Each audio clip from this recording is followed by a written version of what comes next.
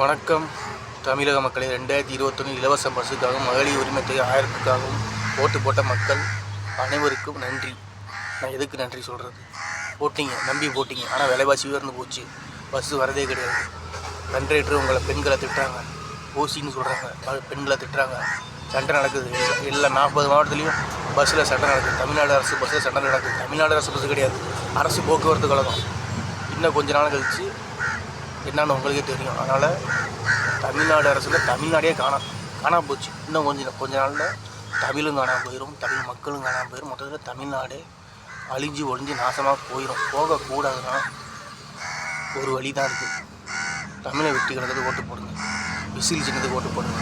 உங்கள் வாக்கு விசில் சின்னம் தேர்தல் அறிக்கை வந்துகிட்டே இருக்குது.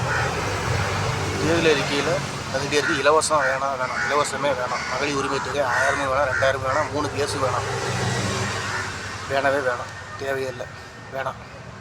வேறு என்ன நான் சொல்ல வரது? தமிழக வெற்றி கழகம் விசில் சின்னம். வேறு என்ன சொல்ல வந்தேன், என்ன சொல்ல வந்தேன்?